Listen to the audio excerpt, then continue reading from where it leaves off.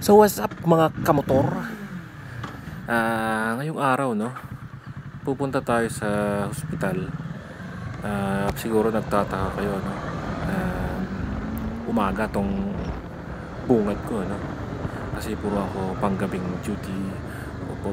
Op yan. Nala-lockdown na tayo mga chong. Yan. Buti na lang lusot ang ating motor. Haharang ka pa ha? Haharang pa kayo ha? Hop, angkas miss? So ngayon no, pauunahan ko na no, medyo mahaba-haba itong video natin.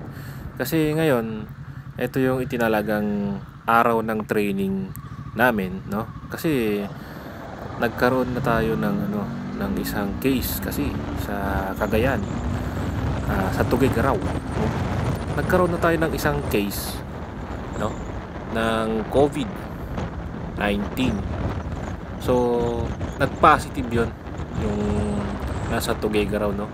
First case in Cagayan Valley region no. So tayo kasama tayo sa Cagayan Valley. So region 2 tayo. So dun sa Tuguegarao, bago ka makatungtong ng Tuguegarao, pag galing ka ng Manila by bus, so by land no, madadaanan mo itong bayan namin, itong Santiago City no. So from Manila, dadaan ka ng expressway, dadaan ka ng Bulacan, yan, labas ka ng Tarlac. So sa expressway, then uwi ka ng sa Nueva Ecija, dadaan kang Nueva Ecija, Nueva Vizcaya, then sa Quirino, Cordon, yan, pababa yan. So dadaanan mo lahat yan sa Santa Fe, then mamaya nandito ka na sa Cordon, dadaan ka na ng Santiago, no? Sa Santiago, pwede kang dumaan, dalawa yan.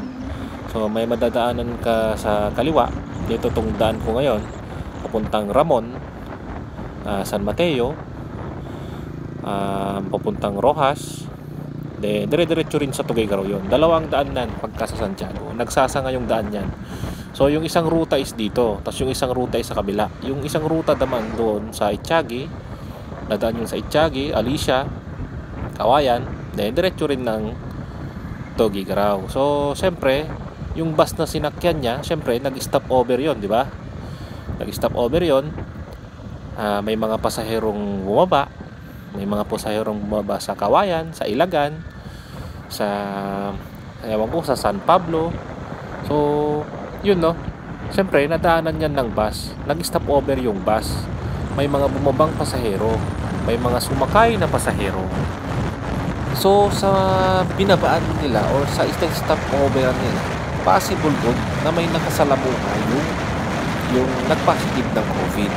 So siyempre as a precaution, lahat nung nadaanan mong bus, posibleng pwede mong paghinalaang napadpad doon yung virus. So mahirap na ngayon magtiwala no.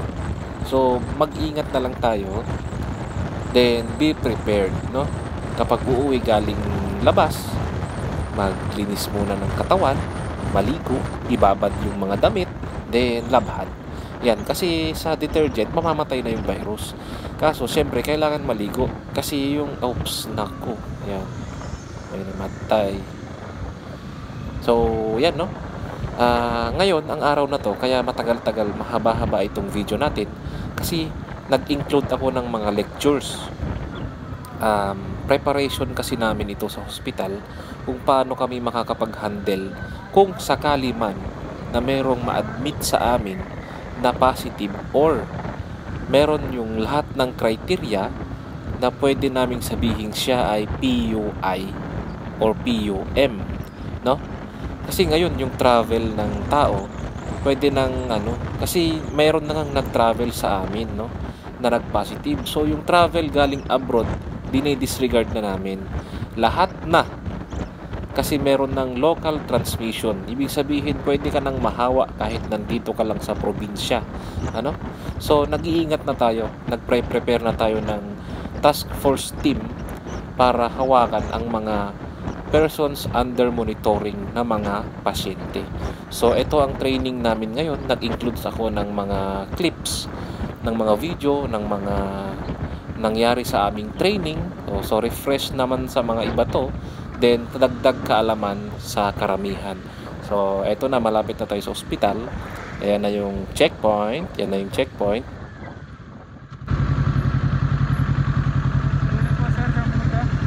Hospital sir, training. So sa mga manonood, sana dagdag kaalaman ito, maging dagdag kaalaman ito para kung paano maiwasan ang COVID, tsaka paano ma-prevent, ano? So magta-time in muna ako, then proceed na tayo sa training.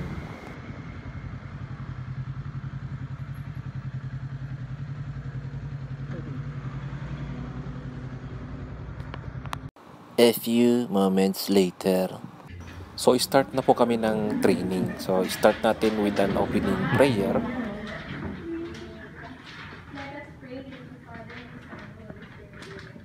Lord, thank you po sa araw na to dahil binigyan po kami ng pagkakataon para makagin ulit ng mga knowledge, and sana po sa araw na to yung mga matutunan po namin ay if in case man po ay makatulong. So yan po yung chief nurse namin, yung nasa harapan, yung naka-blue na lalaki. Sana Lord, pinaganasan Yan po po, namin ano, ngayon sige. ang mga kasamahan naming frontliners na sana protektahan niyo po sila araw-araw.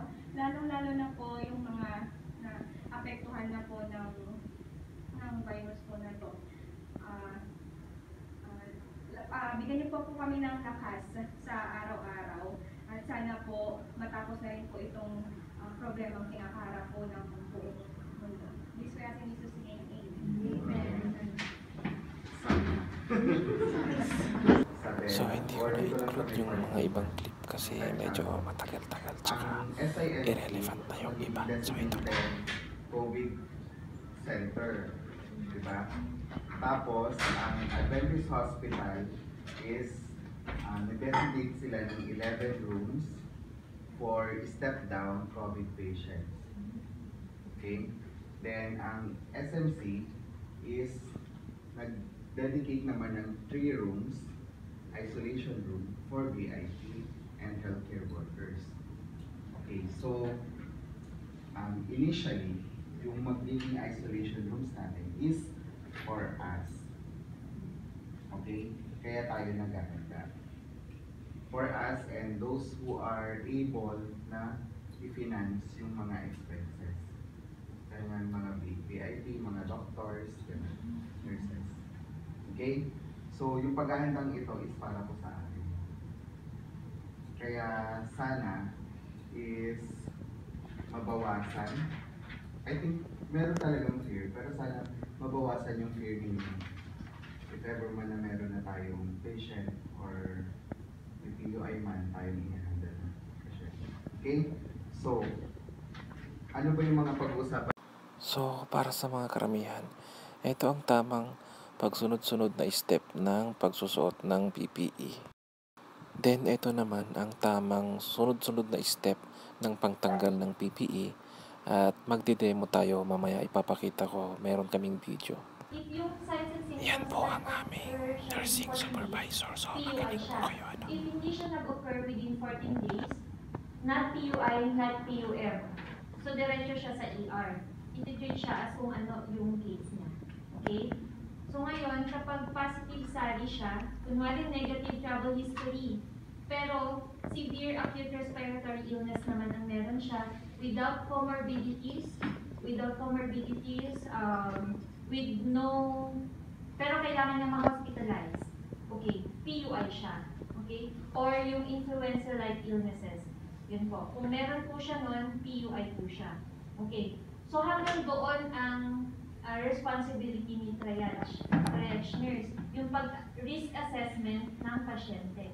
Okay? So kapag known PUI, base sa algorithm ni triage nurse, inform ang ER, inform ang ROD. So kapag na-inform na ang ROD, si patient, kailangan na po niyang idiretso sa isolation room. Sa isolation room, dapat strict isolation procedures, precautions. So ibig sabihin, wala pong bantay sa loob ng isolation. Okay, kung kapag nagpumilit yung relative, hindi ko talaga pwede. Okay, hindi natin i-risk na pati siya is exposed din. Pero, dapat po, provided po siya ng mask kasi exposed na nga po siya dun sa PUI. Okay, so provide mask, tapos limit interaction. So, dapat si relative ng pasyente may iwan po siya dun sa waiting area po. Okay, ng ER. And then, refer to ROD, inform and refer to ICC chairperson, which is si Dr. In Untalan. Then, fill out CIF or SARI form for the ROD, and then inform ang MESU, PESU, or SESU. Ayun po. Okay, tapos, yun na, trabaho na po. Since nag-start po sa isolation room yung pasyente, ER nurse na po ang direct care po doon. So, hindi po natin uutusan ng NA to take the vital signs of the patient. Dapat iisa lang po ang papasok, which is the nurse na po. Okay, para complete assessment, vital signs taking, and then, once lang po niya talaga na supposedly titignan. If necessary to treat the patient na with the IV line and all, kailangan po full PPE po talaga. Okay? Pero, since PUI pa lang po siya, okay, kailangan po, surgical mask lang po. No need for N95. Okay? I-providean si patient ng mask din. If oxygen, if kailangan ng oxygen ni patient, dun pa lang sa isolation, provide oxygenation, but on top of it, lagyan pa rin po siya ng mask. Okay? So, since nag-oxygen na po siya, tsaka po tayo pwede mag-N95. Pero if not, face mask naman ang gamit, hindi mo na lalagyan. kapag face mask, Pag face mask, face mask oxygen, hindi na lalagyan ng surgical mask. Okay, ayun. So, if auto-prong lang po. Okay, tapos, ayun po. So, lahat na po, gamot, IV, ganyan. Dapat si nurse, kung kunwari na-endorse na po, ang pinaka gusto nating mangyari is one-time exposure lang po. So, kung i-IV man po siya, dapat inform na si ROD para hindi po pabalik-balik. Okay? Kasi si ROD, pwede niya pong tignan, pwede niya pong hindi na tignan. Base dun sa algorithm, pwede na po niyang i-assess doon kung talaga pong PUI siya. Ngayon, kapag PUI po siya, i-inform ni ROD si ICC chair, si Doc Tin. Si Doc Tin po, sa ating sa hospital, SMC, ito ang protocol natin, na si Doc Tin ang kumbaga, final decision if i-admit po siya as PUI or pauwiin kung low risk. Kasi ang mga PUI na low risk, pwede po natin pauwiin. And isolation quarantine po sila. Okay? Hindi po sila dapat makihalubilo sa relatives. Ganun po. So, depende po sa sasabihin ni Doc Tin if i-admit po natin siya, ililipat ng hospital, or papauwiin. Okay? So, nakabase po sa kanya. Tapos, if ever na admissible po siya, talagang ginuna po na admission na po siya as PUI, ayan na po. Yung admission process natin na diniscuss na po din. So, ang follow na natin. Closure. Okay? Yun lang po. May tanong kayo? Sa ER more. Tanong kayo? Clear na kay Kuya Clear, Noor. clear, clear. Wala na akong tanong. So ngayon, ayun, yung admission process natin ha, yung travel natin kahit gabi pa yan. Talagang Sa Acacia. Okay, Ayan. Acacia. Iilawan na lang So natin. papabuksan talaga yun. Lagyan natin ng ano. Wang-wang ganun. Ayun, may Hirap ng questions pa po. pag-umuulan. Ayun lang, talagang wala kang choice. Mag-rate. Naka-isolate naman siya, so okay lang. Nag-receive sa ward, parang on-call na siya. Ano? Ibig sabihin kapag ganito pa lang, sa ER pa lang po, kung known na... So ngayon, pupunta kami dun sa sineset up nilang isolation rooms para doon i-admit yung mga suspected na mga COVID patients, no? Sa pumasok sa mga criteria, no? Papunta na kami ngayon doon.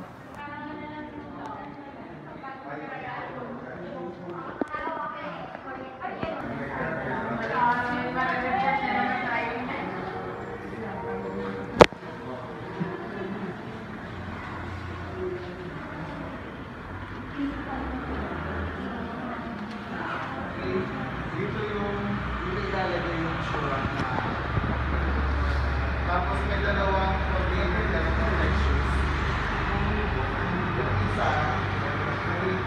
container siya for the use raincoat.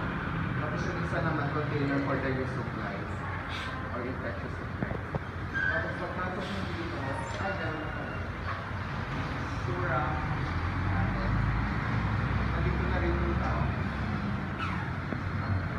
Dark na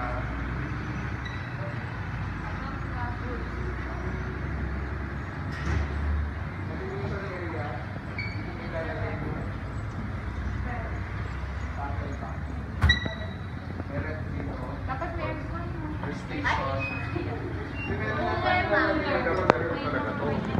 Dapat contained talaga to. Dapat may ano, may milk tea. Fresh, free milk tea. Para ano, init dito. Siyempre, palamig ka, ano? Free milk tea. Ayun. May ano na, ano, anti-rom na. Ito na yung magiging anti-room natin. Nakatolda na pala. Para tayong mga farming. Yung malamig na. Slaughterhouse. Oo. Kaya lang dito kasi sa 322A, kanila na sa Wala na, nag-negative siya. So, clear na siya. Negative. So, wala tayong wala pa tayong census.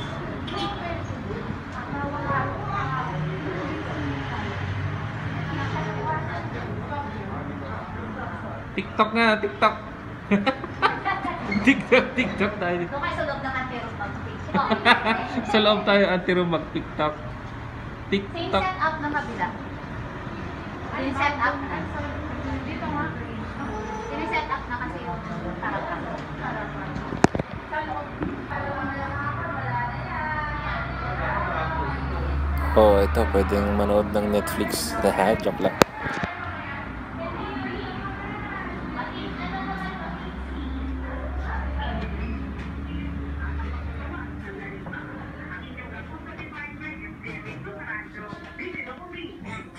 Sir.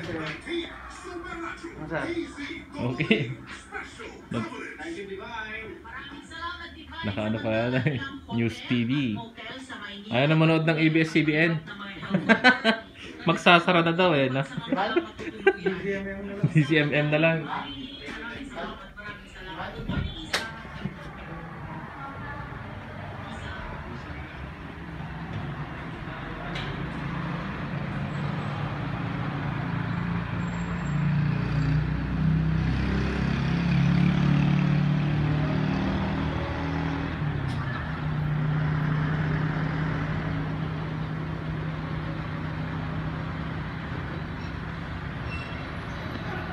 Ayun yung checkpoint.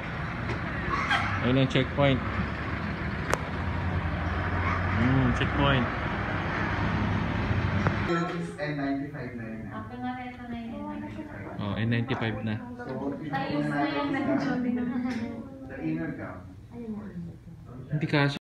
So yan, no? Pabilisin na lang natin yung procedure. Ayan, suot yung head cover, then magsapatos, then isusuot na yung gloves, yung clean gloves muna yan. Then susuot yung top coat, isusunod yung sa ibaba. Ayan. Para covered na covered lahat. Then isusunod yung shoe cover, kabilaan. Then sunod na yung mask over the N95. Ayan. Then i-check, susuot yung sa goggles, then eye shield, face shield, then isusuot yung hood nung kapote. Lastly is yung sterile gloves. So pag nasuot na yung sterile gloves, wala ka nang ibang hahawakan dahil sterile ka na. TikTok. Yan. Tapos Next is sa doping na tayo.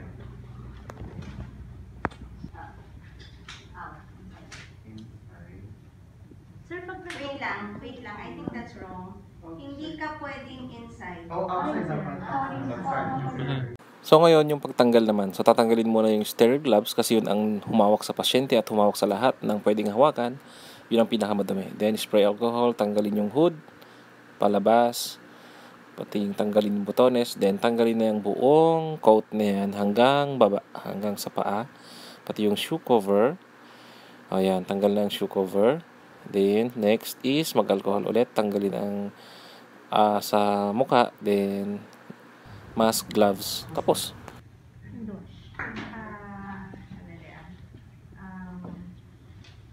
Ilang yellow bag ang meron? Dalawa, right? Dalawa. Okay. Isang dispose, isang reuse. Tama, di ba? So the raincoats is reuse. Reuse. Paano yun? Shoe cover mo? Discard ako yun.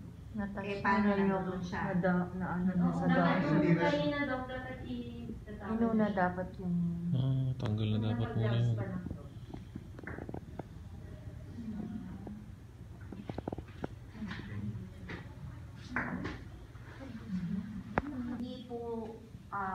Hindi po ibig sabihin nito itatapon na namin kayo sa kung saan, hindi ibig sabihin na dadagsain tayo, hindi. We are actually preparing for ourselves. We are actually preparing for ourselves and our families. Kasi ako personally, ang lagi kong worry is, what if ako? Yun ang lagi. Nagtaturo ako, if you remember, ganun ako lagi. What if ako? What if nanay ko? What if nanay nyo? What if pamilya nyo? Ano? Lipat natin? Diba? Lipat natin. Diba? So yun kami always. Kasi nakikita namin talaga yung need. Natatakot kami para sa mga sarili namin. Kaya ito. Nag-meeting 2 days ago, all private hospitals, local government, and SIMC. In that meeting, napag-desisyonan na talaga kasi ang gulo-gulo. So in that meeting, SIMC will now become a pure COVID hospital. So as of yesterday, nag-stop na sila ng admission ng non-COVID cases. Sanitarium offered one wing nila, totaling 11 rooms for step down. Mga nag-aantay ng results na PUIs, na wala pang result at hindi magpa-uwi. And then, sa atin are the VIPs. Sinabi ko on that meeting na sa totoo lang, tayo naman talaga, we are the most equipped in terms of complete PPEs for like general census, mga 3 to 6 months. Ventilators, we are the only private hospital na may sariling working ventilator na hindi obsolete, na yung totoong nakakabuhay. We are the only. Pero, we prepared 5. So, kung nakita yun naka-enclose doon, yun. Pero sinabi ko lang 3. Kasi nga, unang proteksyonan ay sarili. Pero sinabi ko rin doon na, Dr. Costales, sir, kung papipiliin niyo po kami between healthcare workers and politicians, sa inyo na po lahat ng politicians, sa amin na po lahat ng healthcare workers. Ginagawa namin to for ourselves, really not for ano. So yun. Hindi tayo ang unang bugso, okay? But, again, para sa atin. So, kaya very strict kami in terms of education and simulation is because alam mo naman, di ba, pag toxic na, tapos nawala na lahat na pinag-aralan mo, nabobo ka na talaga, di ba? Yung alam mo naman siya, di practice ko to eh. Pero wala na. All knowledge flow out the window. So ayaw namin mangyari. Actually, kaya talagang kung mapapansin nyo, lahat ng scenario na plana namin.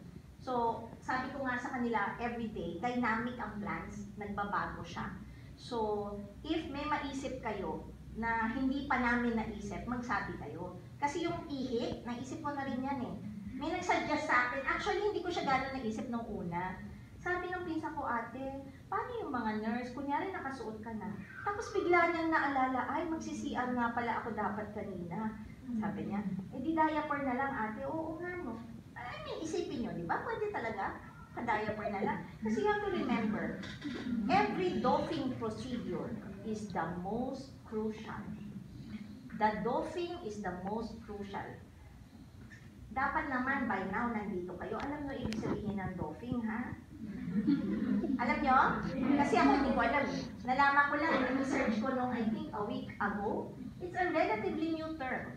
It's usually not, di ba? Alam nyo ba yon bago nitong pandemic? Ako kasi hindi ko alam yon.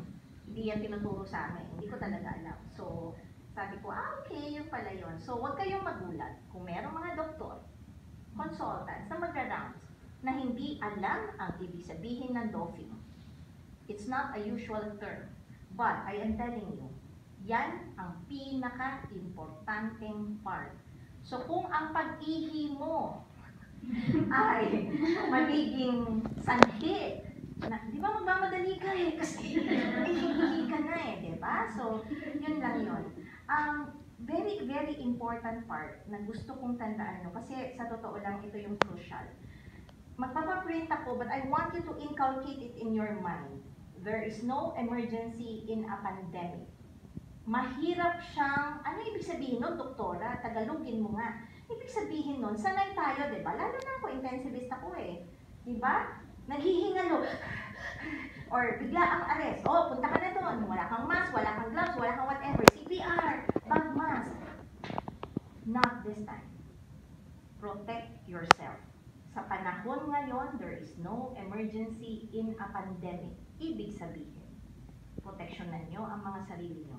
Kasi ang nursing experience nyo, ang physician experience ko, ay hindi mababayaran ng isang agarang mamamatay.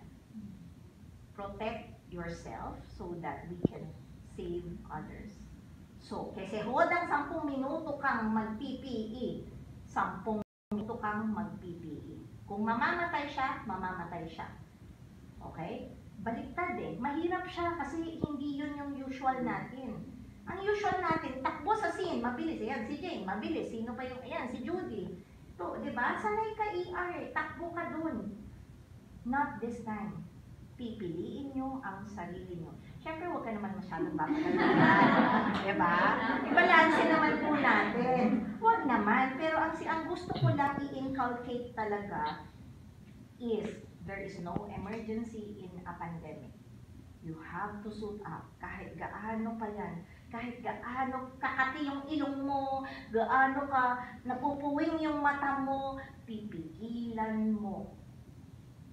Naintindihan nyo? Kasi yun, yung mga daily, hourly, mahirap makati yung puwet mo, makati yung vagina mo, yung lahat-lahat. O, diba? That's realistic. I am telling you, that is out there. Yun ang nangyayari outside. So, you have to be careful. Kung mapansin nyo, medyo sad kami lahat. Kasi may narinig ba kayong nurse na namatay? Wala, right? Pero ang mga bigwigs namin, ang mga idols namin, ang mga idolo namin, grabe, para silang hindi namin din maintindihan why. Kaya lang, sustained community transmission ang Manila. So, actually, kung sinong mga taga-OR dito, yung nag-opera kay Quezon, yung napakiusapan kong pumunta dito at mag-opera kay Quezon, intubated siya as of yesterday morning. So, kaya medyo talagang ano kami. So, bear that in mind. We are here to serve. We are here to heal. But always, education is here. Physical materials are here. Ano na lang ang kulang is you adhering to the protocol. And the spotter that the nursing management choose, magaling. Kasi you protect each other. Hindi magdo-doping, especially doping nga, pwede pa eh. Pero doping, hindi magdo-doping ng walang spotter. Always may spotter. Now, kung ipagdasal natin hindi, mangyari. Kung sakaling mangyayari, we have certain protocols in place. Pag may na-admit na isang legit PUI, kasi si Reyes hindi siya legit PUI, pero magpasalamat tayo na naka-admit siya dyan kasi he gave us time to prepare. He gave us time to refine our policies. Kasi kung hindi, talagang mandate ng DOH, hindi ka makakatanggit. So kami, may PUI kami dyan, pero hindi siya legit. Alam namin yon from the start. So, pag magkaroon tayo ng legit PUI, may mga certain policies na may-enforce. So, number one, kaya tinitrain namin kayo kasi magkakaroon ng nursing team. Nursing team meaning either by 3 or by 4, depende sa ano ng pasyente. 3 days on, 3 days off, or kung ano man sila magdedesisyon. Magpo-provide ng lodging sa mga ayaw umuwi, which is mas maganda. Free food and everything dyan. And then pag naka 7 days ka na, kung kaya ng manpower, pahinga. Kasi immune system ang kailangang makapahinga. So, although again, yun ay kung hindi mangyari sa atin like what is happening to New York right now. Sa New York, yung isang kaibigan ko doon ay ang protocol na nila doon, which is galing mismo sa health authority ng New York, is monitor yourself. So, even if PUI na, may symptoms. If you're mild, duty. If medyo lumala ng konti, pahinga ka ng 3 araw. If ubusipon lang, 3 araw kang pahinga, hindi ka naglagnat, balik duty. So, monitor yourself. Yun na ang sa kanila. Because nga, wala na. Ubus na. Diba? So, I just wanted to assure everyone na actually, swerte kayo. Ang kalaban ko actually daily is konsensya ko. Kasi I was able to really prepare OA preparation as in like, we're really okay for the next 3 to 6 months. Huwag lang mangyari yung Italy. Kasi pag Italy, baka 2 linggo lang, 1 buwan wala na. Kaya lang my daily conscience talaga is, pag umiikot ako sa lahat ng hospital dito, grabe, wala talaga. As in, wala sila. Wala silang surgical mask. Wala ni isa. So yun. So, alam mo yun? Yung balancing na tayong lahat dito kampante, samantalang yung iba wala. Ano ba ang pinagkaiba ng risk nila? Ano ba ang pinagkaiba ng buhay nila sa buhay nyo? Sa buhay natin? I have the power to give, to sell it to them. Kaya lang, on the other hand, what if mangyari yung Italy? You know? So, it's a daily struggle for us. So please, nakikiusap po kami, huwag niyo pong sayangin yung mga mask. Please. Kasi po, yung ibang hospital, wala talaga sila. Ni isa. Pinapagalitan na ako ng asawa ko kasi ngayon nga, papahiram ako sa kanilang kasi hindi talaga kaya ng konsensya. Kahapon, di ba? Sa toko kahapon, hindi ako magbibigay So against my husband's wishes. Paluin mo pag nagkamali. Bali sa table naman doon sa free loaning natin for ano na. Ang haba naman nito. Best lahat ganyan yan, wala na akong magawa dyan. Ay kung maiksi yan, di kakasya yan sa akin. Na-down ko na yan. At least protected you. Against the light. Against the light. Jackie is one. Ha?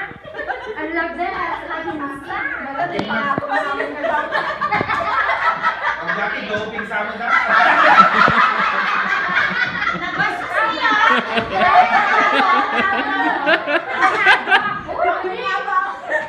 Doping mo.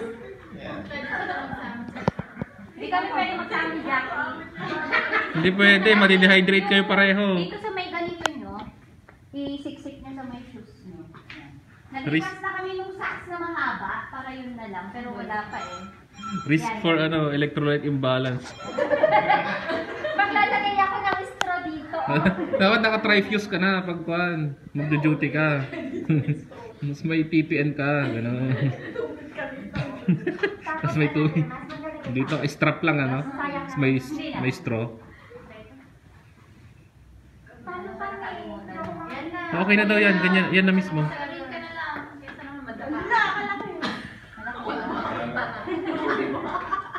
TikTok after yan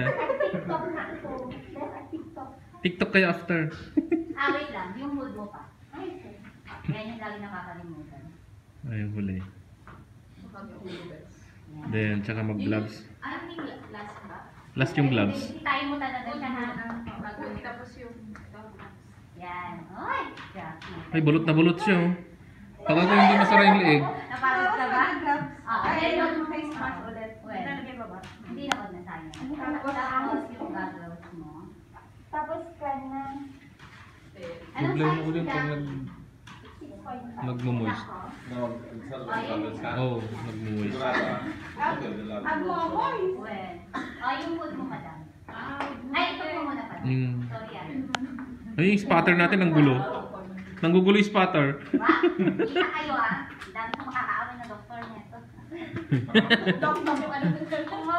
Kaya kailangan ng kodigo. Sundin mo yung sundin mo isa-isa. Maglalagay daw yata si Dra. Step by step. Ayan. Kunwari naitali mo na. Naitali mo na. Mahirapan.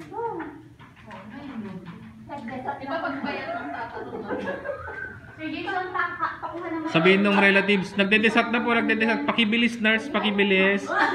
Pakibilis nurse. Basta ito lagi nakatak sa ilalim. Pero dapat na yun, no? Oriented na sila na may mangyari pa. Kailangan talagang mag-PPE muna.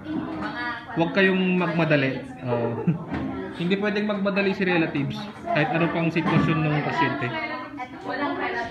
Ano nga pala, no? Wala pala. Di ba ka magsisigaw-sigaw yung pasyente sa loob? Dati nag-moist na Wala, Diyos ko, Rudy ka. Nagmo-moist. Wala, lumalabas na yung tubig mo sa katawan.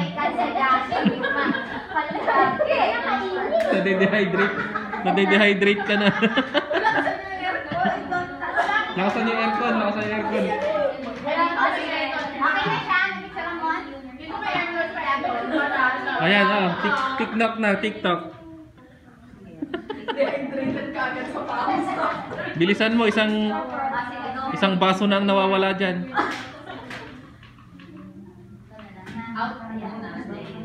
Then in. Oo. Yung spatter.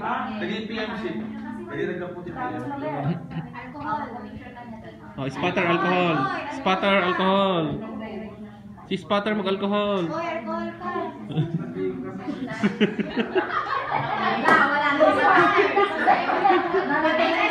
Wala na spatter. I-quarantine nyo na spatter. Wala na, PUI na kayo. PUI na kayo. Dito kayo. Tama mali positive na bes. Quarantine kayo amin. Adik ka. Wala na, nakapasok na. Nakit. Okay. Seryoso tayo dito ha, seryoso.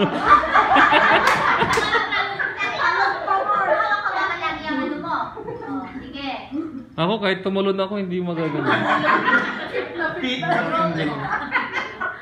Didikit.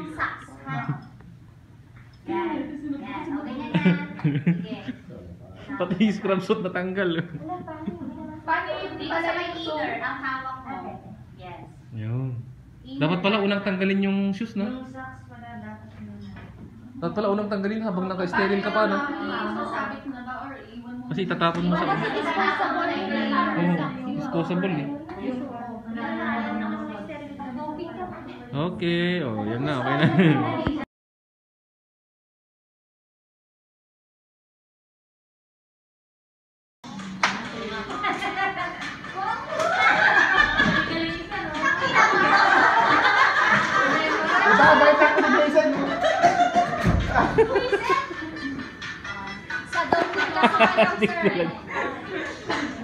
Hala!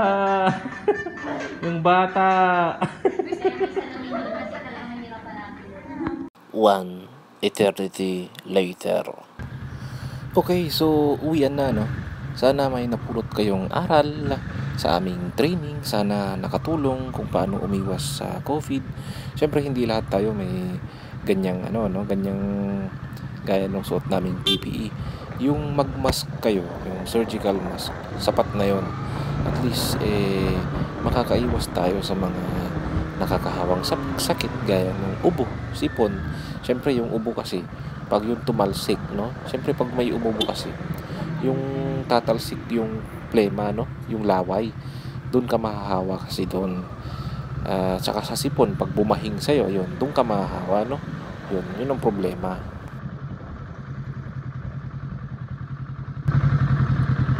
Saan po tayo pupunta, sir? Pauwi sir, dito lang Santiago. Saan galing, sir? Sa hospital. So, ayun, no? So, siguro sisip nyo Parang abot naman na tata ng ah, so ang haba nung video natin na ginawa. So ayun. So gusto ko lang naman ipakita sa inyo, no? At least may malaman din naman yung iba, lalo na sa mga ibang nanonood na non-medical, kumbaga is hindi sila kasali sa medical field, kaya ng mga engineers natin, mga teachers, mga basta non-medical field, no? So ito, ganito kami ngayon. Kasi malamang mga ibang hospital nagkakandak na rin ng training nila ang kanilang mga staff, lalo ng mga nurses, mga doctors. So ang una pa lang sa amin is yung yan. So first training pa lang sa amin yan. Kaming mga nurses, so by batch yan, parang nasa 10 mahigit per batch ang training namin. So yung iba naka-schedule sa ibang araw kasi syempre iba-iba kami ng duty, tsaka syempre hindi kami pare-pareho ng shift. So yung iba bukas, yung iba nauna na, yung mga ibang department sa susunod, yung mga doctors sa susunod. Syempre pati doctors yan kasali sa training para syempre pare-pareho kami ng protocol, walang lapses. Kumbaga is pare-pareho kami ng sinusunod na protocol. Kumbaga kung ganito dapat ang gawin sa ganito, lahat kami iisa ang ipapatupad na protocol. So ayun, no, yun ang kagandahan ng training. So maa-update kami, tatanggalin niya yung, hindi naman totally tanggal, pero at least babawasan niya yung kaba namin kapag nandyan na yung sana naman wag mangyari. Pero kung sakaling merong dumating sa amin na may lagnat, kumari yung mga criteria natin na may lagnat, may ubo, may sipon, nagtatae, nahihirapang huminga, tapos nag-travel abroad or sa Manila or sa karating bayan. So yun, criteria na agad yun na sila ay person under investigation. So ang mga kasama niya na mga walang sintomas, nasa monitoring na sila kasi siyempre kasalamuhan niya eh. So ayun, so ganun katindi yung virus, yung ano natin, no, yung epekto ng virus. Kasi siyempre yung mga sintomas na yun may kapareho yun na hindi naman COVID, kaya iniimbestigahan. Kasi siyempre ubo, sipon, lagnat, tsaka pagtatae, common symptoms yan eh. So pag nakita mo sa isang pasyente, under investigation agad siya, kahit na kunwari meron lang talaga siya kunwari trangkaso, tapos kasamahan ka ng pagtatae, o yung talaga din trangkaso lang talaga tapos pagtatae. Pero syempre dahil nga sa virus, gusto nating makasigurado na yung mga sintomas niya ay simple lang na sakit, kaya i-check natin kung positive sila sa virus o hindi. So yung pag-check ng virus yan, iswaswab yung bunga, syempre throat swab yung tawag, yung isoswab yung mga gamit tayo sterile na cotton applicator. Then yung na-swab na yun ipapadala sa RITM dahil yun pa lang meron tayo mga testing kits. Ewan ko sa mga ibang mga laboratories kung meron na, pero sa pagkakalam ko, alam ko lang ewan ko sa iba, pero nandun pa lang sa RITM ang mga testing kits. Limited pa kasi ang ating mga testing kits. So ayun, kapag nag-positive, syempre transfer sila sa government. Kasi ang problema kasi dyan, kapag na-admit sila sa amin bilang private hospital, though prepared kami, meron kami mga gamit, no? Kaso kasi syempre yung setup kasi ng pag-aadmitan ng pasyente kapag siya ay nag-positive sa COVID is good as ICU. Para siyang ICU. 1:1. Mas malala pa sa ICU kasi bawat pasok ng nurse sa room ni patient is naka full gear siya. Full gear as in full gear. So bawat pasok yun sa room ni patient naka full gear. Yung full gear pa lang nung nurse ay mahal na. So nurse pa lang yun. Mamaya papasok pa si doktor, papasok pa yung maglilinis ng kwarto, papasok pa yung ibang personnel na may kailangan gawin sa kwarto ni patient. Tapos bawal ang relatives papasok. So nasa labas lang sila. So ayun, magastos kasi kung private hospital, sasagutin lahat ng pasyente yung gastos. Though kung siya naman ay walang problema sa pera, no? Milyonaryo, sabihin na natin. O yung mga businessman na bilyon-bilyon, barya lang sa kanila yan. So kung sila ay mag-insist, walang problema sa kanila, o di i-admit natin sa ating institution. Kaya nagsiset up na kami ng ganong setup. Yung meron na kaming prepare na team, then kung paano yung gagawin, ano. So kung meron yung mga VIP gaya nga nung ganun, kasi sila yung makaka-afford ng treatment nung pag-aasikaso na gagawin namin. So yun. Pero kung hindi naman at gusto nila sa government hospital mapunta, so meron tayong government hospital dito na naka-prepare na 300 bed plus capacity. So yun, itra-transfer natin sila doon sa government hospital, then doon sila ma-admit for 14 days quarantine. So isolated sila doon, lalo na kung nag-positive sila. So ayun, no. Then once lumabas yung result na negative, kunwari negative, yan, no. So tsaka sila marirelease, mapupunta sila sa regular room.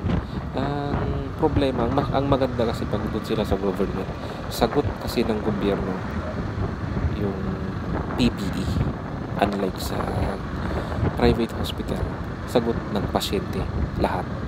So sa government, may sasagutin ang gobyerno, may PhilHealth ka pa. So ayun, may PhilHealth din naman sa private, pero hindi ganun kalaki ang coverage ng PhilHealth. It depends on the case. So kapag sa private hospital ka na admit, expect mo mahal ang gagastusin mo kapag ikaw ay PUI. So encourage namin ng mga pasyente na lilipat sa government hospital. Handa naman ang ating gobyerno para doon. So yun ang ating topic ngayong araw na to sa aking pagbiyahe. So ngayon, no, tapos na, pauwi na tayo, pero gusto kong daanan yung aking baby, no, yung aking pangalawang baby sana na hindi tinadhanang makasama namin. So binawian siya ng buhay. 2 days lang siyang nabuhay sa loob ng intensive care unit.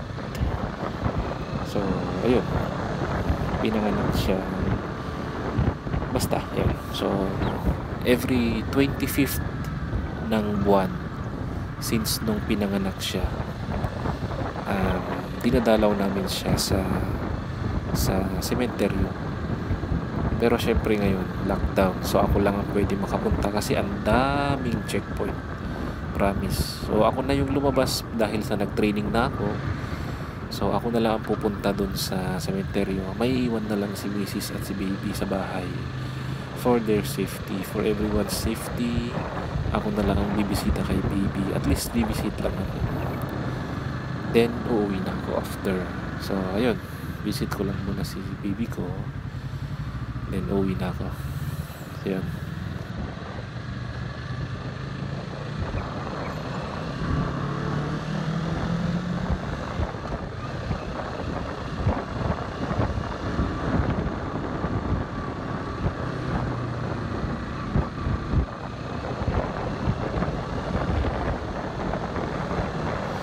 Naku, wait, lobat na ata ako, bad trip.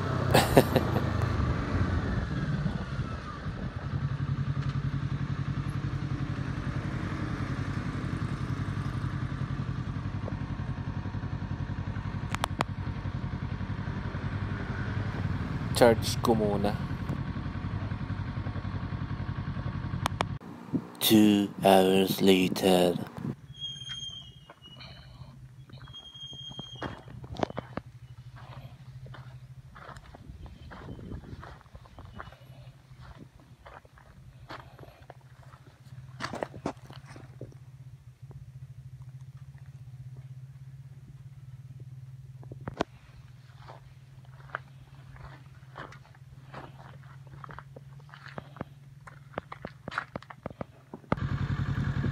Uwian na.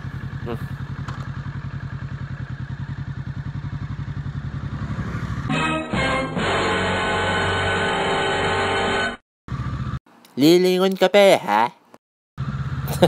Apat sila sa motor. Wala pang helmet. Delikado yan mga chong. Iisa ka pa? Barilin kita sa mukha ha? Ano kaya ha? Malas, dalaw ba't hindi na ako mag-record pa uwi?